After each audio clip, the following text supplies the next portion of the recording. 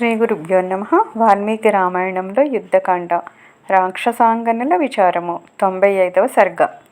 రావణాసురుడు పంపించిన ఆ చతురంగ బలాలు, వేలకు వేలు గుర్రపు రౌతులు, గుర్రాలు, వేలకు వేలు అగ్నిహోత్ర కాంతులతో దగదగలాడే మహారథులు, రథికులు, తల్తల్లాడే గదలు, ఇనుప గుదియలు తీసుకొని పోరాడే సూరులు, కామరూపులు అయిన యోధులు అందరూ రాముడు వదిలిన తప్త కాంచన బాణాలకు గురి అయిపోయినారు అని లంకాపట్నంలో అందరికీ తెలిసింది. చావుగా మిగిలిన వారు రావడము రాక్షసాంగన్లు చూశారు. వారు చెప్పింది విన్నారు. అప్పుడు రాక్షసాంగన్లు అందరూ ఏకమై ఏడ్చారు. మొగుళ్ళు పోయిన వాళ్ళు, పుత్రులు పోయిన వాళ్ళు, తోబుట్టువులు మొదలైన ఆప్తబంధువులు పోయిన వాళ్ళు చేరి దుఃఖార్తులు అయ్యి పెద్ద పెట్టున ఏడుస్తూ ఉన్నారు. ఈ శూర్పణఖ ముసలిది, వేళ్లాడే పొట్టతో ఈ ముసలిది అడవిలోకి ఎలా పోయింది? మూర్తిభవించిన మన్మధుడి వంటి ఆ సుకుమారుణ్ణి, ఆ మహాబలవంతుణ్ణి, ఆ సర్వభూతహితుణ్ణి రాముణ్ణి ఎలా చూసింది? సమస్త లోకాల వారు అసహ్యించుకొని ఈ కురూపి ఆ రాముణ్ణి కామించిందా? ఎంత చిత్రంగా ఉంది! ఏ ఒక్క సుగుణము లేని ఈ దుర్ముఖి, ఈ రాక్షసి ఆ సమస్త సద్గుణవంతుణ్ణి, ఆ సుముఖుణ్ణి రాముణ్ణి ఎలా వల్చింది? ఒళ్ళంతా ముడతలు పడిపోయిన ఆ ముసల్ది, తల వెంట్రుకలన్నీ తెల్లగా నెరిసిపోయిన ఈ ముసల్ది శూర్పణఖ అందరూ ఎగతాళి చేసే పని చేసింది. చేయరాని పని చేసింది. సమస్త లోకాల వారు నిందించే పని చేసింది. ఇదంతా మన దౌర్భాగ్యవశం వల్ల జరిగింది. ఈ అయోగ్యురాలు కరదూషణాదులను, సమస్త రాక్షసులను నాశనం చేసి వేయడానికే ఆ మహానుభావుణ్ణి రాముణ్ణి తిరస్కరించింది. ఆ ముసలి దాని నుండి రావణాసురుడు రాముడితో మహావైరం పెట్టుకున్నాడు. తన చోవ కోసము సీతను తెచ్చుకున్నాడు. రాముడితో బద్ధవైరం వచ్చింది. ఇంత చేసిన ఆ జనకాత్మజ సీతాదేవి రావణాసురుడికి స్వాధీనం కానేలేదు. ఈ సీతను కాంక్షించి విరాధుణ్ణి రాముడు ఒక్కడే హతమార్చినాడు.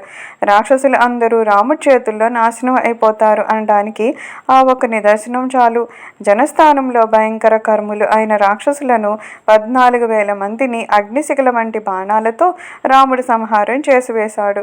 సూర్య సమానమైన బాణాలు వదిలి ఖరుణ్ణి, దూషణుణ్ణి, త్రిశురుణ్ణి ఒక్క రాముడు చంపివేశాడు.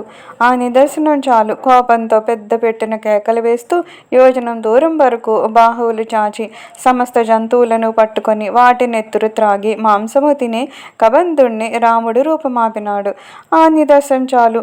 మేరు పర్వతంతో సరి సమానం అయినవాడు, మహాబలవంతుడు, దేవేంద్ర కొడుకు అయిన వాలిని ఒక్క బాణంతో రాముడు కొట్టివేసినాడు. ఆ నిదర్శనం చాలు. గర్వముడిగి భగ్నమనోరథుడు అయిపోయి ఋష్యమూక పర్వతం మీద నివాసం పెట్టుకున్న సుగ్రీవుడికి కిష్కింధ రాజ్యం ఒప్పగించినాడు. ఆ నిదర్శనం చాలు. ధర్మార్థ సహితము అయిన మాట విభీషణుడు చెప్పినాడు. అలా చేసి ఉన్నట్లయితే రాక్షసులకు అందరికీ మేలయ్యేది, ఎంతో బాగుండేది. ఒళ్ళు తెలియక రావణాసురుడు అలా చేయలేదు. ఆ మాటే రుచించలేదు. కుబేరుడు అంతటి వాడికి తమ్ముడిగా పుట్టాడు. ఏం ప్రయోజనము?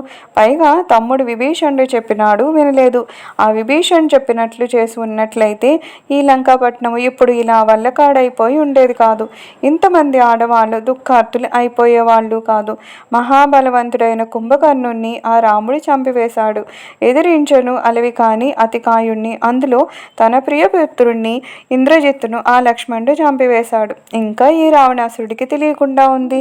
అయ్యో నా కొడుకు చచ్చిపోయాడు, అయ్యో నా తోబుట్టు చచ్చిపోయాడు, అయ్యో నా పెనిమిటి చచ్చిపోయాడు అని చెప్పుకుంటూ ఇంటింట రాక్షసాంగన్లు ఏడ్చినారు. ఆ మహాసూరుడు రాముడి యుద్ధంలో అన్ని ఏనుగులను, అన్ని గుర్రాలను, అన్ని రథాలను నాశనం చేసివేశాడు. లక్షల కొద్దీ వదాదులను సంహారం చేసివేశాడు. వాడు రుద్రుడో, విష్ణుమూర్తో, దేవేంద్రుడో అయి ఉంటాడు కానీ సామాన్య మానవుడైతే కాదు. కాక ఆ యముడే ఈ రామరూపంతో వచ్చి రాక్షసులందరినీ సంహారం చేసివేస్తున్నాడేమో. మహావీరులు అయిన మా వాళ్ళందరూ నాశనం అయిపోయారు. మేము జీవించవలననే ఆశ మాకు లేదు. ఈ భయానికి అంతం కనబడ్డం లేదు. అనాథులము అయిపోయాము అంటూ ఏడ్చినారు. దశగ్రీవుడికి యుద్ధం అంటే భయం లేదు. ఎన్నడో వరం సంపాదించాడు. రాముడి వలన ఇంత మహాఘోరం జరిగింది అని కానీ, మనం ఇంత భయపడుతున్నామని కానీ తెలుసుకోలేకుండా ఉన్నాడు. యుద్ధంలో రాముడు ఎదుర్కొన్న వారిని దేవతలు రక్షించలేరు, గంధర్వులు రక్షించలేరు, పిశాచాలు రక్షించలేవు. రాక్షసుల సంగతి తెలియనే తెలిసింది. పోరాటానికి బయలుదేరిన ఆ దుశ్శకునాలు ఎప్పటికప్పుడు సూచిస్తూనే ఉన్నాయి. పూర్వము బ్రహ్మదేవుడు రావణాసుడి తపస్సుకు మెచ్చుకున్నాడు. దేవదానవ రాక్షసుల వలన చావు రాకుండా ఉండే వరం ఇచ్చినాడు. అయితే అప్పుడు రావణాసురుడు మనుష్యుల గురించి అడగనూ లేదు. బ్రహ్మదేవుడు రావణాసురుడికి మానవుల వల్ల చావు లేకుండా ఉండే వరం కూడా ఇవ్వనూ లేదు. రావణాసురుడు అప్పుడు అడగనందువలన ఇప్పుడు రావణాసురుడికి రాక్షసులకు మానవుడి వలన ప్రాణాంతకము అయిన భయం వచ్చి పడింది. ఇప్పుడు ఈ ఘోరం జరుగుతుంది. అప్పుడు బ్రహ్మదేవుడు ఇచ్చిన వరం నుంచి రావణాసురుడు మరింత బలవంతుడయ్యి పెట్టిన బాధలు దేవతలు భరించలేకపోయారు.